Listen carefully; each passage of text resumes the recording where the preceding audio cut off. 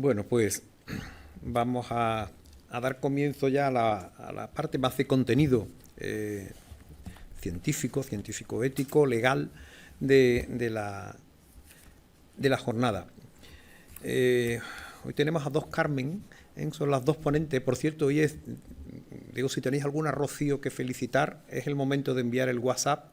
Lo digo porque, aunque alguna gente se confunde si es el domingo o el lunes, ¿no? Es el lunes de Pentecostés. Lo digo por a esas amigas, Rocío, que tenemos, por familiares por ahí, momento de felicitarlas. Pero como digo, hoy lo que tenemos son dos Carmen. Y en primer lugar voy a presentar a Carmen González Carrasco, que, como digo, para mí es un honor el que esté aquí. Ella es catedrática de Derecho Civil de la Universidad de Castilla-La Mancha, es una figura destacada en el ámbito jurídico y cuya trayectoria pues combina pues la excelencia académica, el compromiso con la investigación y una profunda dedicación también a la docencia.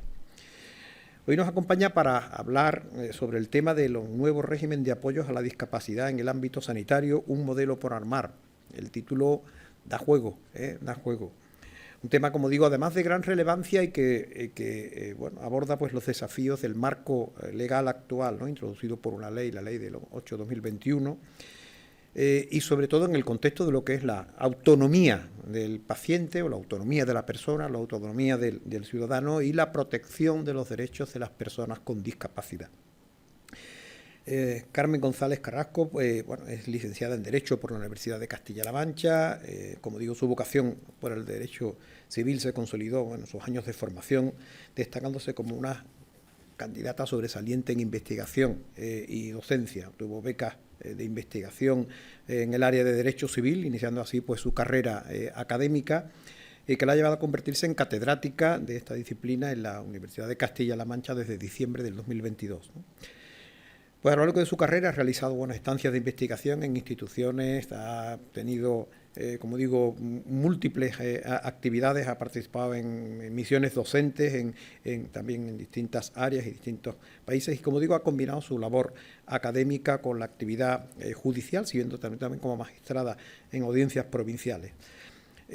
Su compromiso por la docencia, pues también ciclos formativos en la Universidad de Castilla-La Mancha, grados, másteres, títulos propios, y coordinadora del máster en Derecho Sanitario y Bioética de la Universidad de Castilla-La Mancha, un programa pionero que dirige desde hace años, ¿no?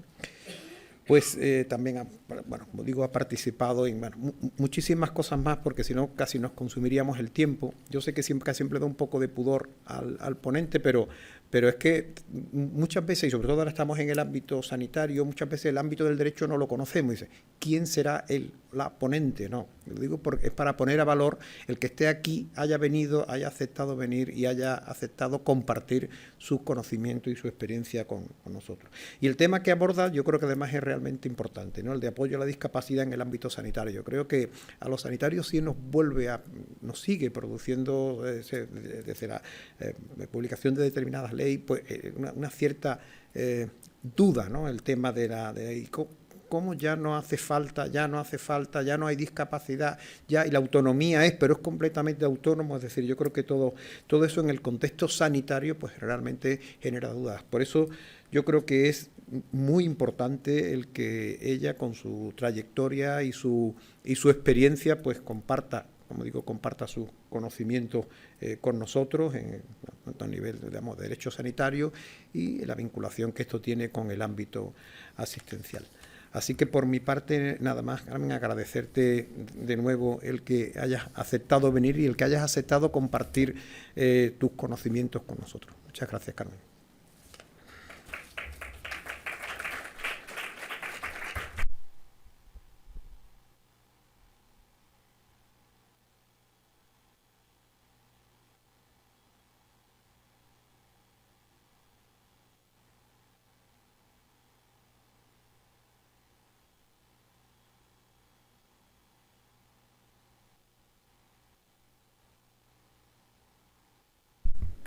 Mejor, sí. Bueno, pues muchas gracias, muy buenos días. La verdad es que estoy encantada, José María, de estar aquí porque Granada es una ciudad preciosa y me acerco a la tierra de mis ancestros y de mis hermanos, que es pues las inmediaciones de Úbeda, así es que para mí siempre venir para acá abajo es un placer. Es verdad que soy jurista y que la mayoría de ustedes son profesionales de la sanidad, pero yo, más allá de la amable presentación de José María, lo que me gustaría resaltar es que yo soy figura de apoyo de un familiar directo y he vivido en primera persona las dificultades que ha planteado la entrada en vigor de la Ley 821, recién entrada en vigor, cuando yo tuve que asumir este papel, y bueno, pues las dificultades que ha planteado en un sistema sanitario que no ha implementado esta ley. Es decir, es una ley, como ahora vamos a pasar a ver, que efectivamente ha cambiado muchas cosas, o parece que ha cambiado muchas cosas, pero no ha tocado la legislación sanitaria. Y esto plantea un problema de aplicación al profesional sanitario, pero también a los familiares de apoyo de las personas con discapacidad.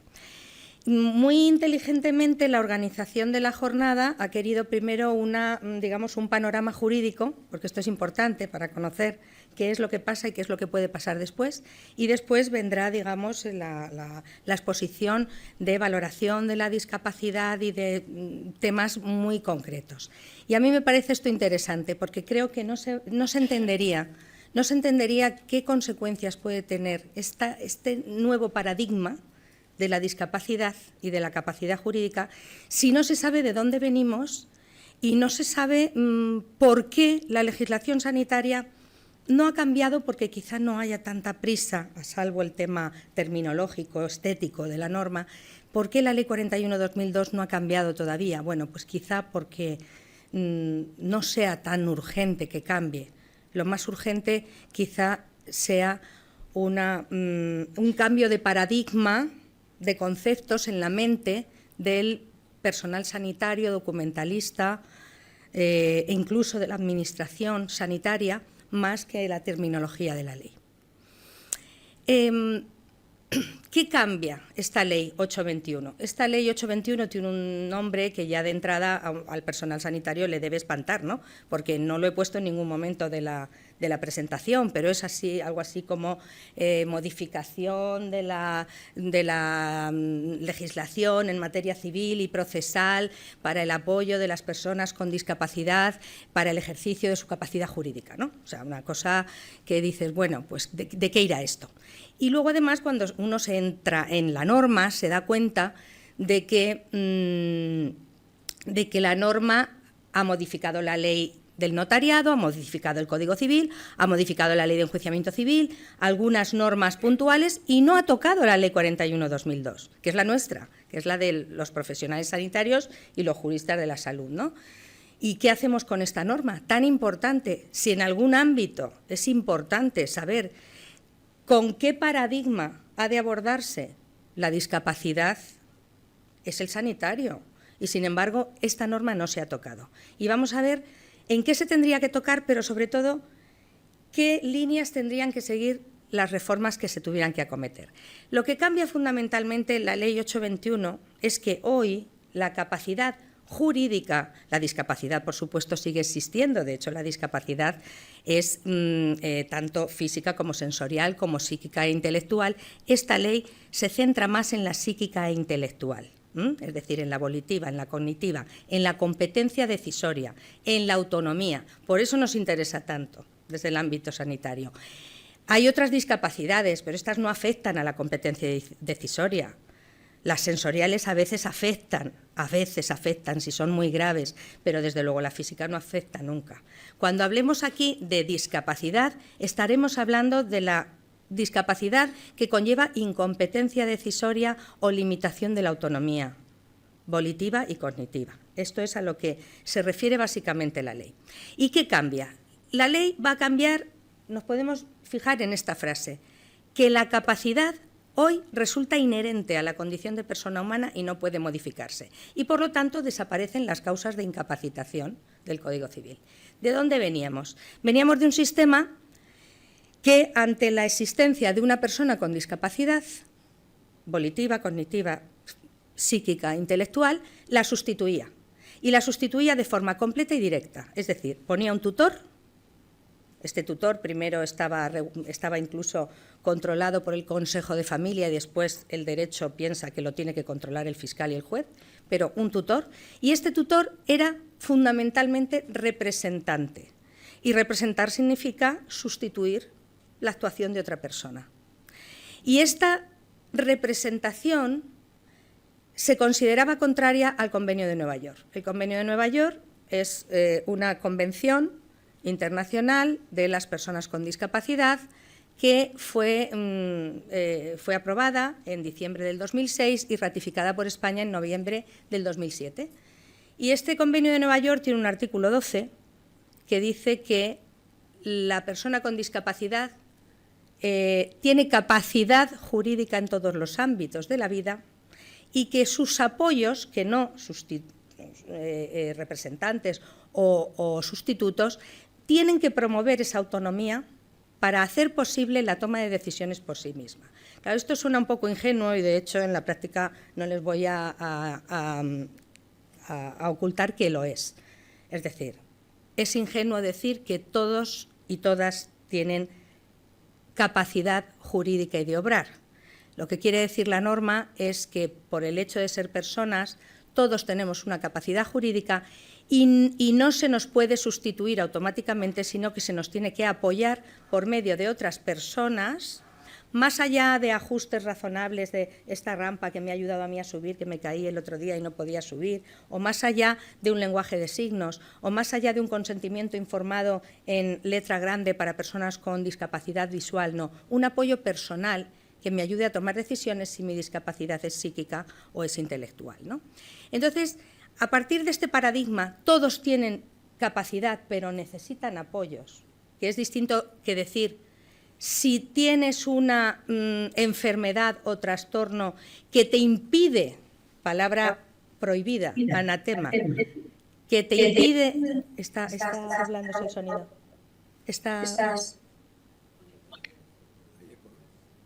Que te impide gobernarte por ti mismo o por ti misma. Necesitas un tutor que te represente. Ahora se dice, si tienes un trastorno, tienes una discapacidad, que te dificulta expresar tus propios deseos, voluntades y preferencias, tendrás un apoyo que te ayude a expresarlos y, cuando sea imposible, esa persona excepcionalmente te representará. O sea, el cambio de paradigma es importante. Por lo tanto, la capacidad resulta inherente a la condición de persona humana y no puede modificarse, desaparecen las causas de incapacitación, no hay incapacitados, por supuesto sí discapacitados, discapacitadas, personas con discapacidad.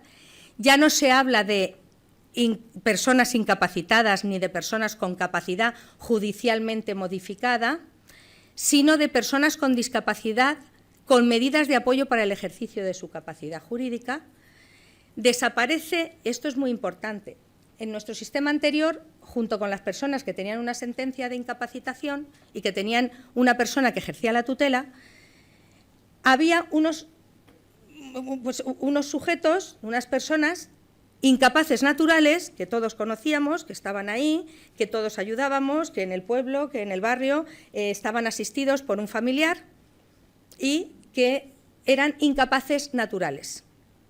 Estos incapaces naturales, la ley los contemplaba como personas que podían equivocarse, que tenían un guardador de hecho, que no un tutor, que se toleraban, que si se equivocaban se anulaban sus actos y, muy importante, que si su guardador de hecho era detectado por el fiscal o por el juez, los llamaba y decía, ¿usted es guardador, guardadora de hecho de esta persona?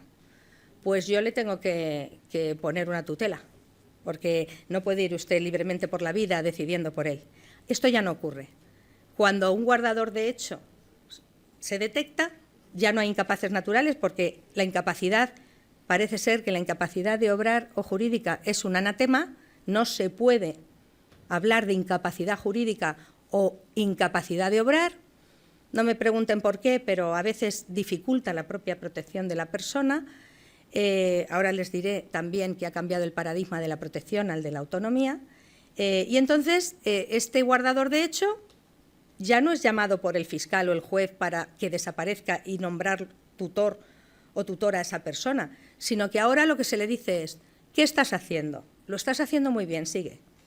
Porque todo lo que sea representar y sustituir mínimamente a la persona es mejor que el escalón siguiente. Si la persona es guardadora de hecho y lo hace bien, seguirá como guardadora de hecho. No tendrá título, no será tutor, no será curador, no será representante, simplemente la persona que lo sigue apoyando. Pero es que además se da primacía a los apoyos diseñados por la propia persona con discapacidad, es decir, que puede ser que nos llegue al hospital o nos llegue al centro sanitario, nos llegue a la sección de documentación un papel que sea una escritura pública notarial donde la persona con discapacidad o previa a la situación de discapacidad intelectual, por ejemplo, una persona diagnosticada de Alzheimer, o que sabe que va a entrar en una pendiente resbaladiza de discapacidad intelectual por una demencia iniciada, senil, etcétera, se reúne con su familiar favorito y le dice que quiere determinadas cosas para su futuro y que sea él el que lo apoye. Y esto va al notario y esto es preferente a cualquier otra cosa.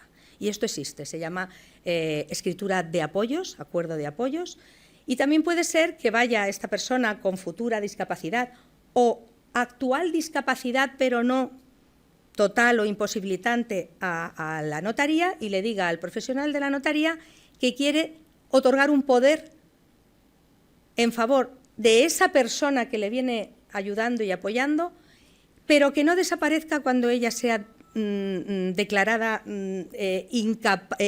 discapaz con un grado alto, sino que se mantenga como su apoyo. Y esto es un poder preventivo con subsistencia de efectos después de la discapacidad. Y también se puede encontrar, y se está encontrando de hecho, y hay que saber leerlo y saber qué sentido tiene. Todo esto es prioritario a cualquier medida judicial. Si esto existe, el juez no tendrá que nombrar la figura de apoyo que ahora les voy a contar. La tutela desaparece.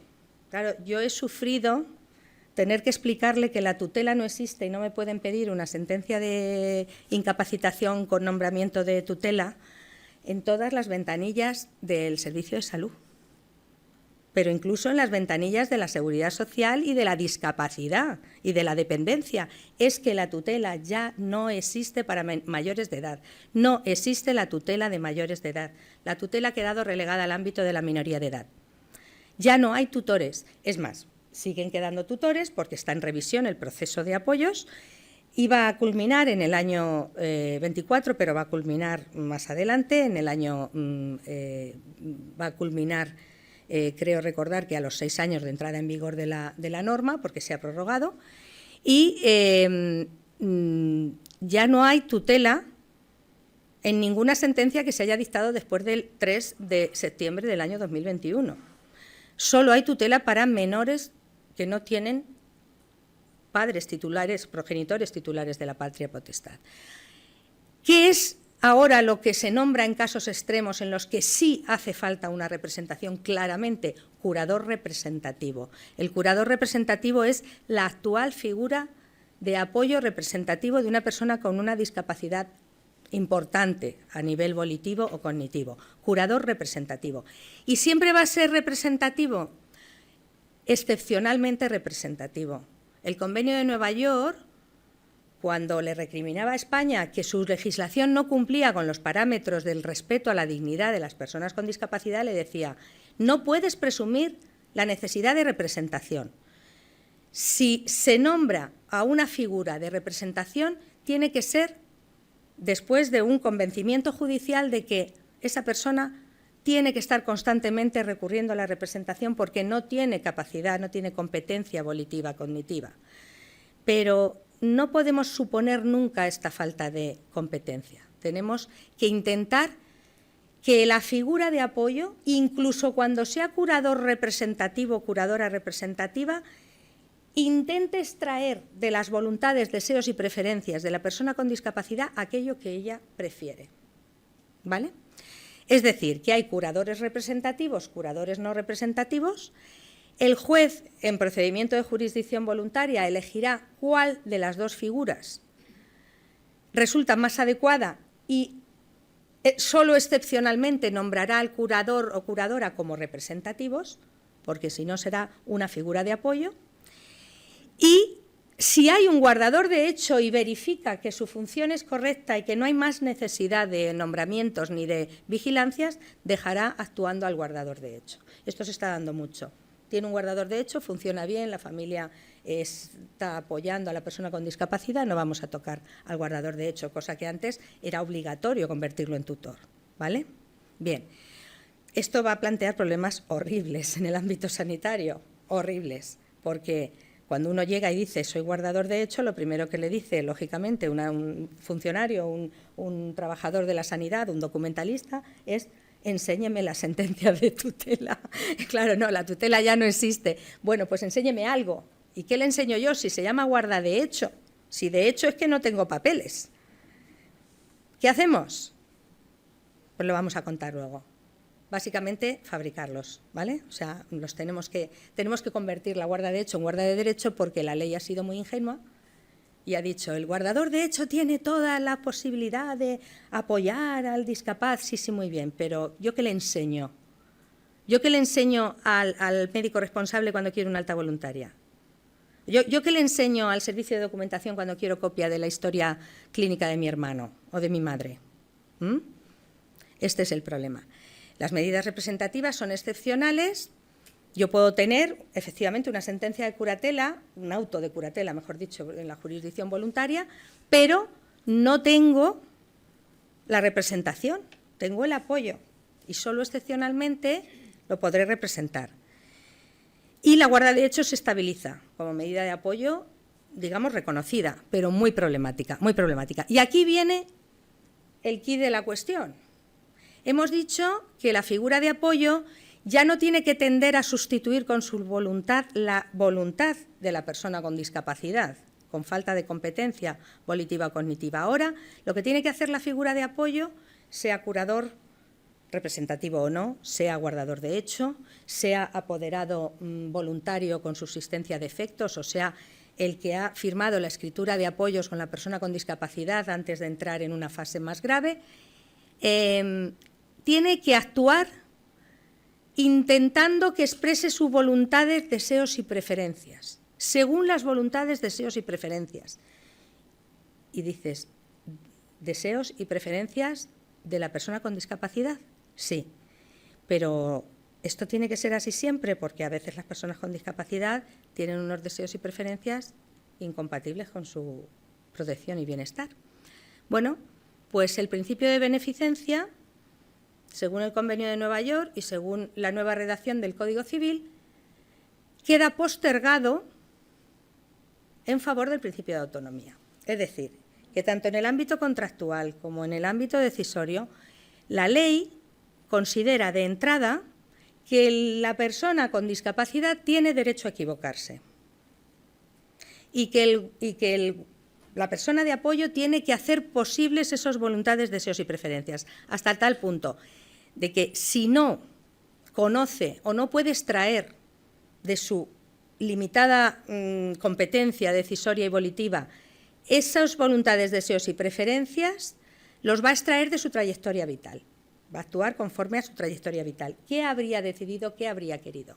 Claro, esto complica enormemente la función de los profesionales sanitarios, pero también, no sé, pues el que te va a vender un coche o el que te va a firmar un contrato bancario, ¿no? Porque en el anterior artículo 216 del Código Civil se decía que el tutor, además siempre se hablaba así, ¿no? El tutor, no había lenguaje inclusivo entonces, el tutor actuará conforme al principio del mejor interés y la protección de la persona con discapacidad. Y ahora no. Ahora el Código Civil dice, la persona de apoyo actuará conforme a las voluntades, deseos y preferencias de la persona a la que apoya. Bueno, dejamos ahí aparcado ese problema porque lo vamos a solucionar un poquito después, con sentido común, por cierto, y nos vamos a qué ha ocurrido en el ámbito sanitario. Bueno, pues es que aquí no ha habido modificación. Aquí teníamos, la Ley 821 no ha modificado la Ley 41/2002 de información y documentación y consentimiento informado y autonomía del paciente. ¿Qué teníamos?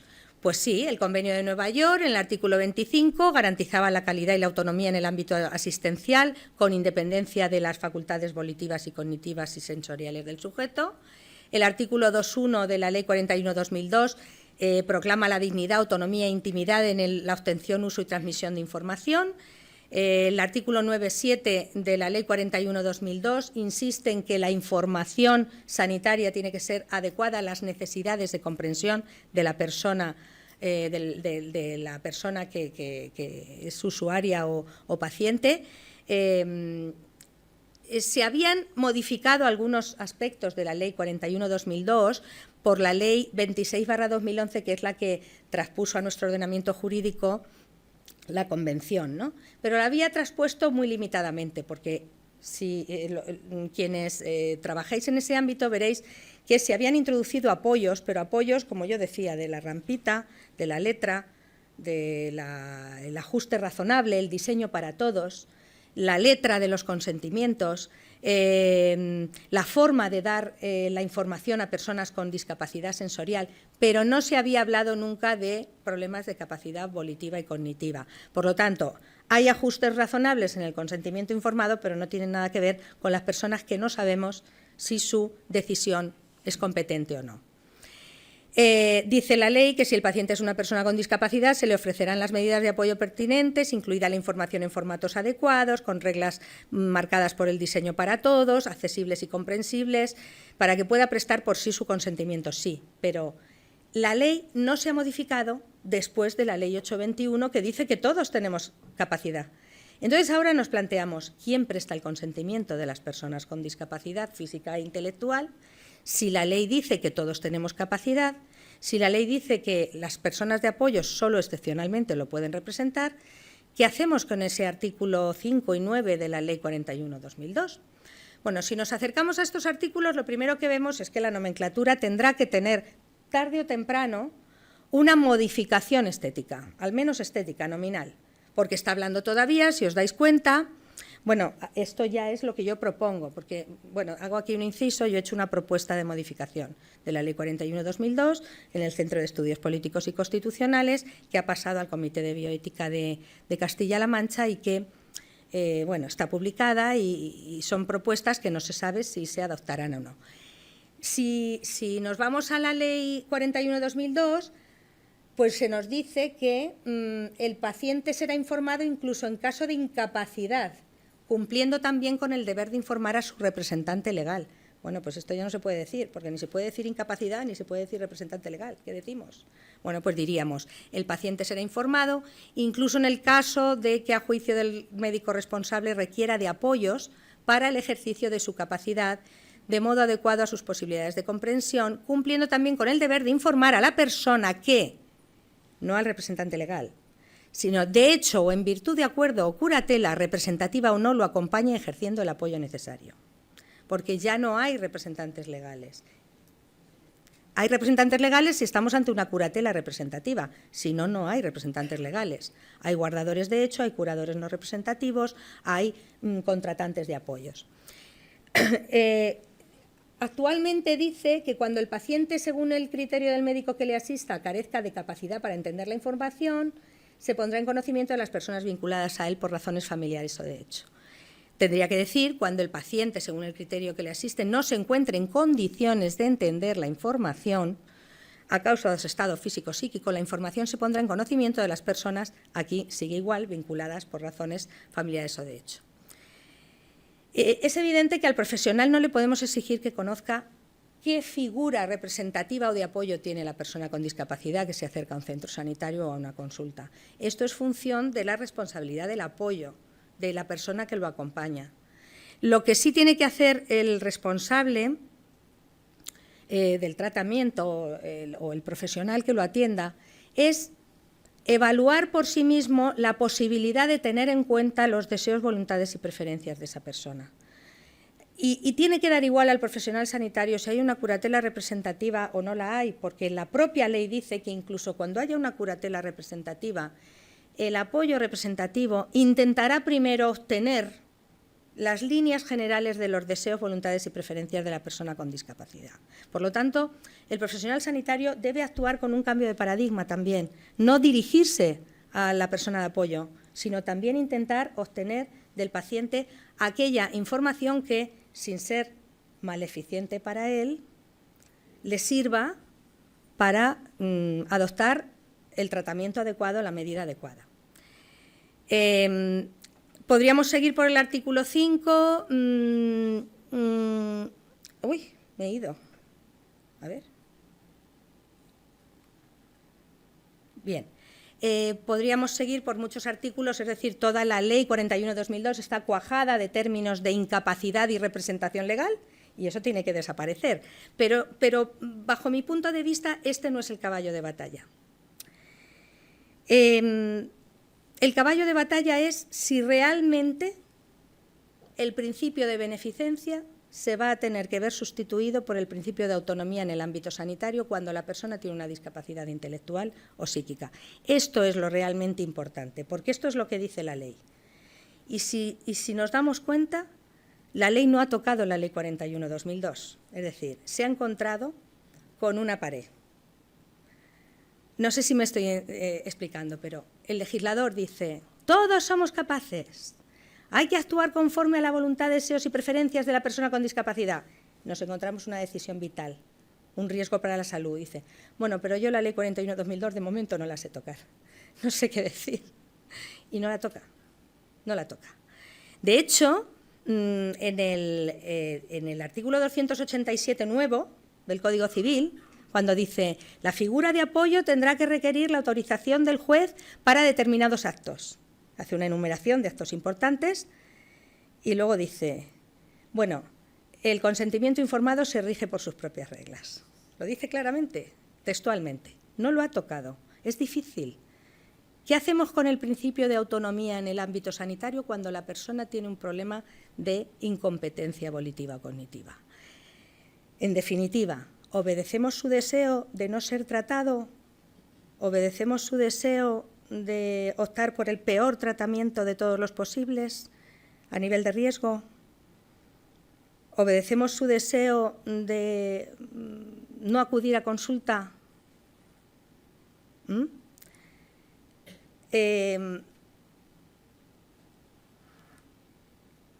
Por lo tanto, lo que nos planteamos aquí es verdaderamente, vamos a ir un poco más deprisa, beneficencia versus autonomía. ¿Qué hacemos con el mejor interés de la persona necesitada de apoyo como límite a las decisiones en materia de salud? O sea, no nos importa ya tanto que el artículo 9.3 hable de el representante legal y el incapacitado y el que tenga la capacidad modificada judicialmente. Ya sabemos que eso no vale, eso está derogado, que no va a haber personas con la capacidad modificada judicialmente, no va a haber, no se puede hablar en esos términos, se tendrá que decir cuando tenga una curatela representativa y entre los actos entre los actos figure el consentimiento informado. Esto es lo que tendrá que decir la ley, pero no nos importa tanto esto. Nos importa qué va a ocurrir con la decisión de la persona con discapacidad. Y aquí nos encontramos con que hay un artículo, el 9.6 de la Ley de Autonomía del Paciente, Consentimiento Informado, que nos dice lo siguiente. Este artículo fue modificado muchas veces y una de ellas fue para precisamente proteger a la infancia, a la adolescencia y a las personas con discapacidad de una autonomía que fuera en contra de su propio interés y beneficio en materia de salud. Y dice así, en los casos en los que el consentimiento haya de otorgarlo el representante legal o las personas vinculadas por razones familiares o de hecho en cualquiera de los supuestos descritos en los apartados 3 a 5, ¿cuáles son estos supuestos? Personas menores de edad, no solo menores de 16, también de 18,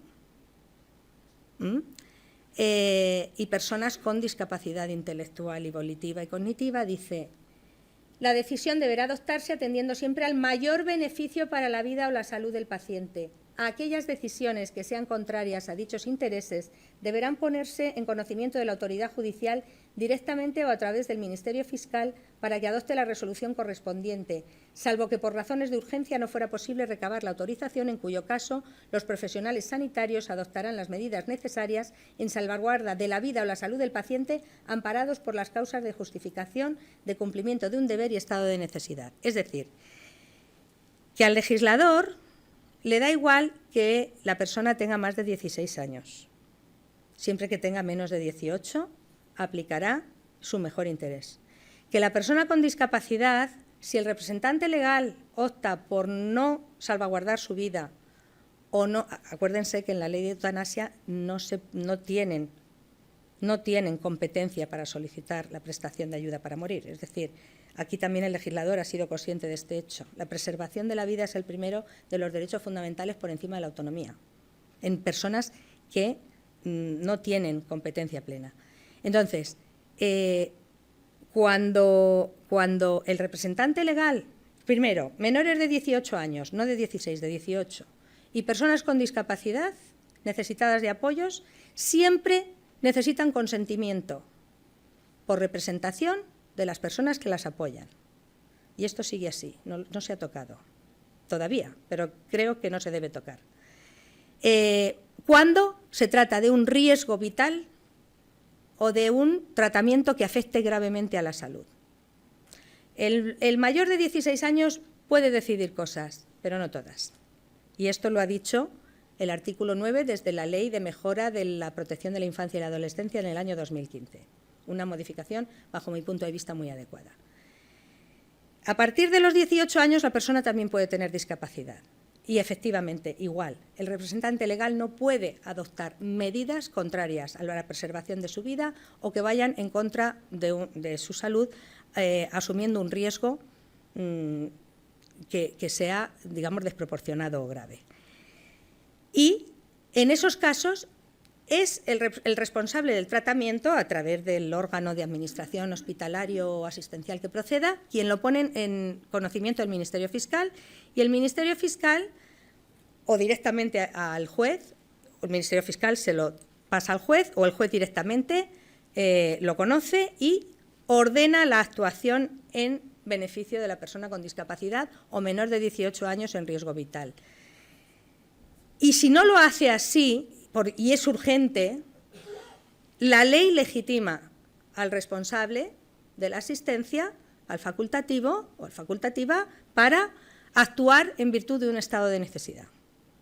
Y esto es lo vigente y es lo que creo que debe seguir vigente, por encima de la ecuación autonomía es superior a beneficencia que se desprende de la Ley 821. ¿Por qué? Porque existe un deber de los poderes públicos de salvaguardar la vida y la integridad física de la persona con discapacidad, y esto está previsto incluso en el Convenio de Nueva York de los derechos de las personas con discapacidad en los artículos 17 y 25, y también en nuestro texto refundido de los derechos de las personas con discapacidad en el artículo 10. Y también, ¿por qué lo digo? Pues porque, como veíamos anteriormente, ha habido una resolución judicial. Recién entrada en vigor la Ley 821, todo el mundo estaba expectante qué iba a ocurrir con estos casos. Bueno, y cuando la persona con discapacidad quiera vivir rodeada de porquería porque tiene síndrome de Diógenes, o cuando la persona con discapacidad quiere no ser operada de un tumor muy maligno cuya intervención tiene unos riesgos que no superan las expectativas de mortalidad del tumor, ¿qué hacemos? Bueno, el Tribunal Supremo dicta una sentencia a los poquísimos días, a los 5 días de entrar en vigor la ley. La puede dictar ya conforme a la nueva ley, porque la ley dice que a partir de su entrada en vigor, con independencia de que se hayan revisado o no las tutelas anteriores, los jueces deben decidir con los paradigmas y criterios de la nueva ley. Y el Tribunal Supremo se encuentra con una persona con síndrome de Diógenes que se opone a la representación del Gobierno de Aragón, que estaba actuando como tutor hasta ese momento, se opone a que lo siga representando y exigiéndole limpiar su casa, porque él tiene síndrome de Diógenes y quiere vivir así. quiere vivir así. Voluntades, deseos y preferencias, ¿recuerdan? Su voluntad, deseos y preferencias es vivir así. ¿Y qué dice el Tribunal Supremo?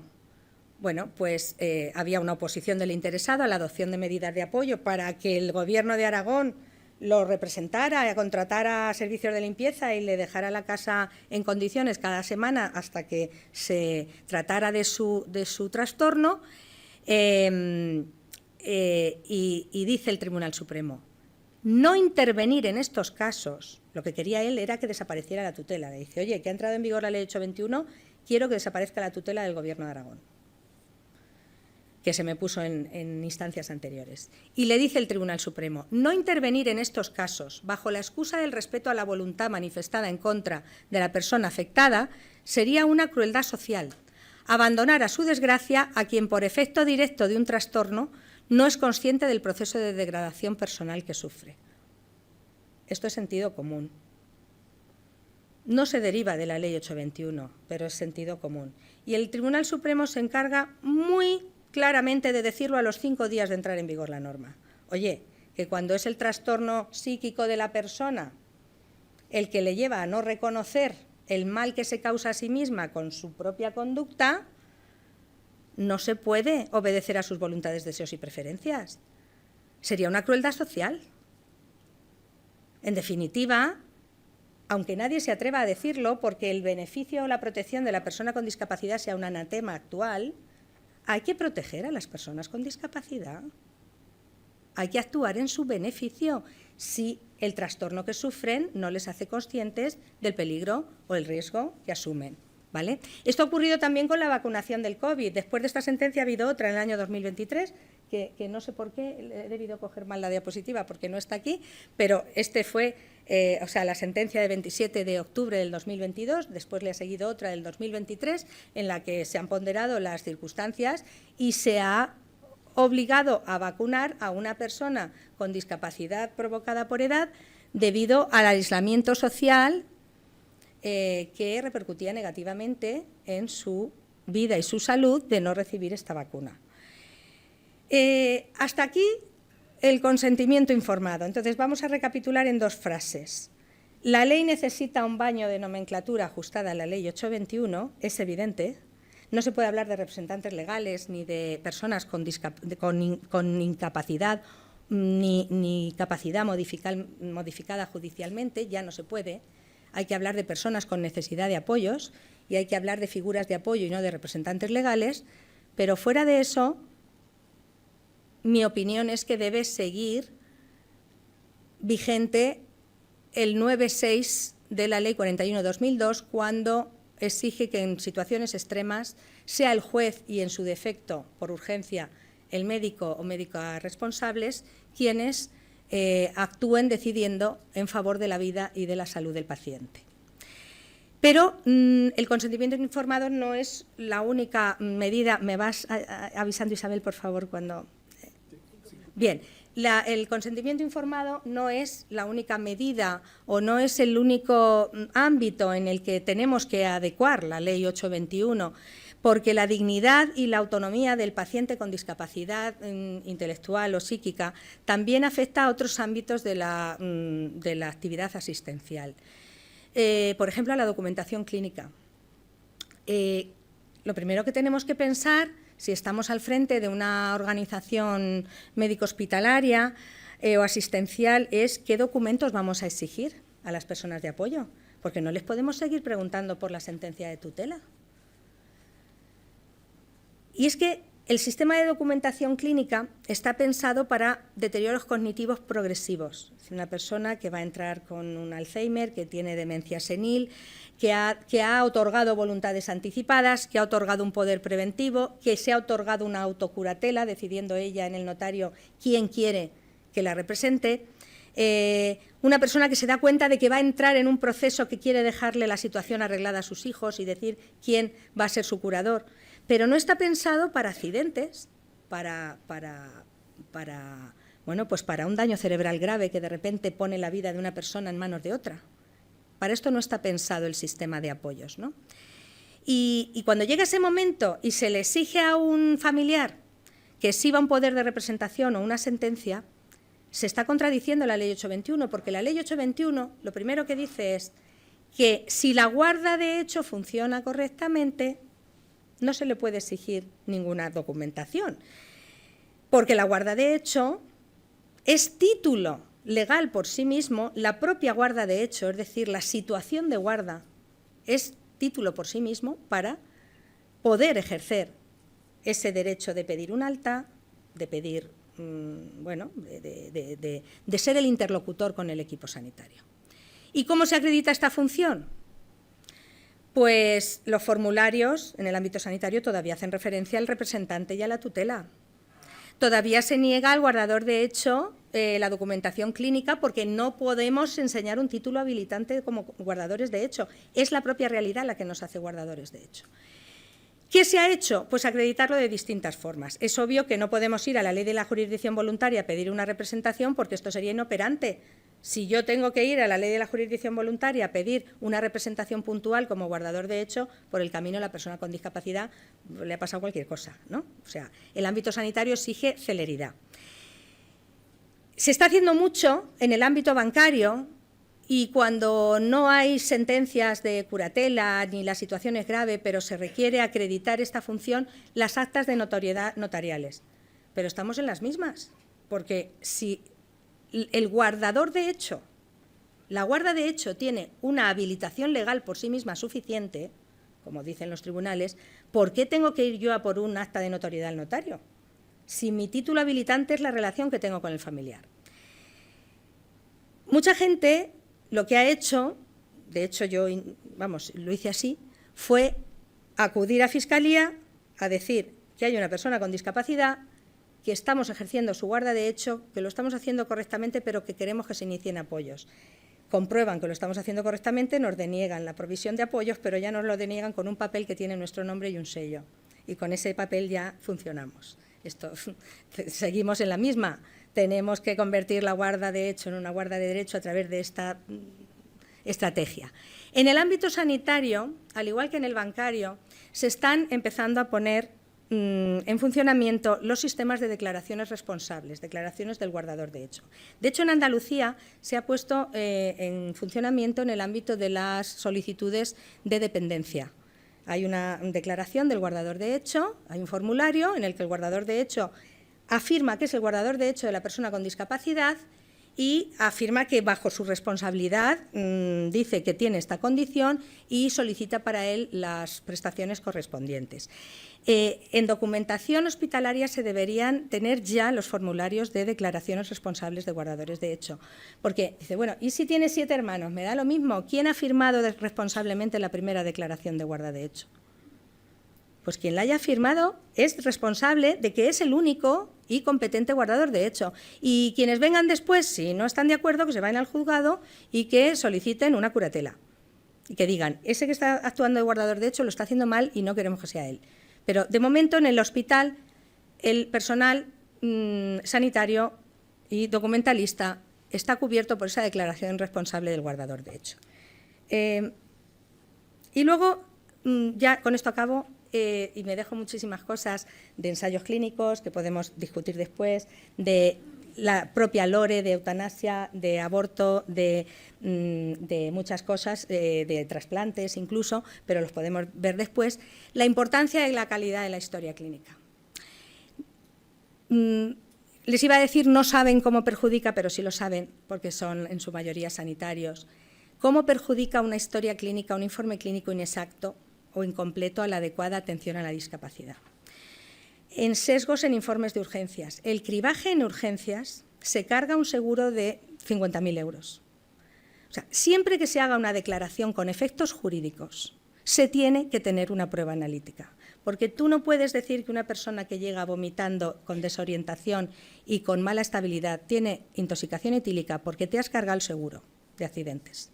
Ya no le van a cubrir. Y, sin embargo, lo que tiene es un traumatismo cráneoencefálico que cursa con los mismos síntomas.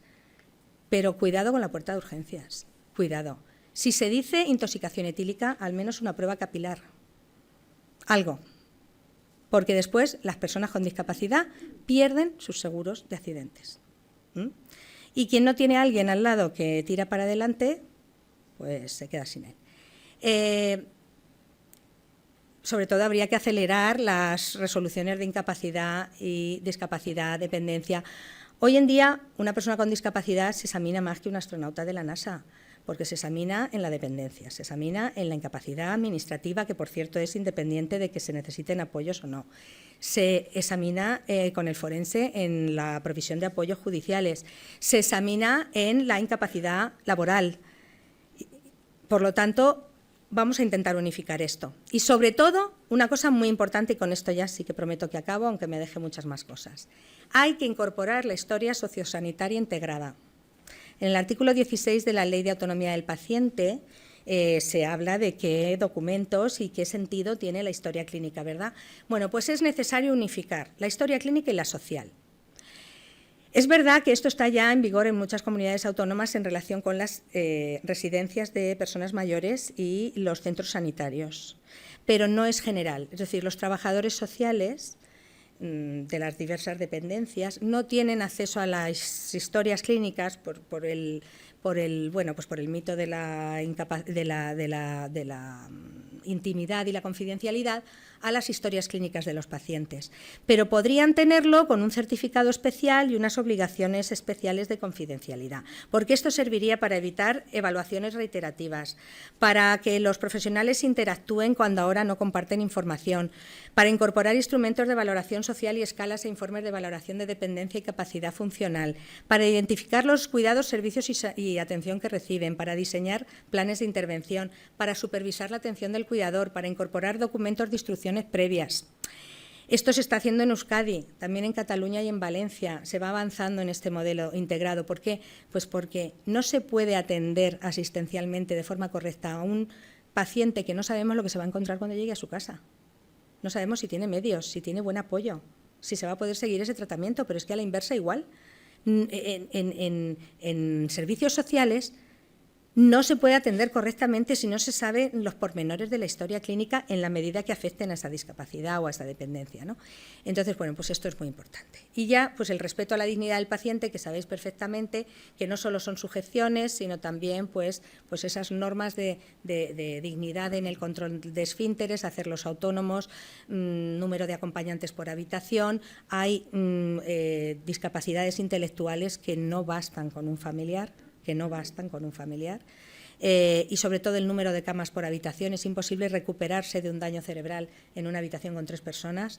Y bueno, pues ya creo que con esto lo vamos a dejar aquí, porque si no, si nos metemos en la inteligencia artificial no acabamos, y Isabel ya me está diciendo que tenemos que cortar, así es que cualquier otra de las cuestiones sobre ensayos clínicos, interrupción voluntaria del embarazo, trasplantes, reproducción asistida o eutanasia que queramos discutir, pues lo podemos dejar para el coloquio posterior. Muchas gracias por atenderme.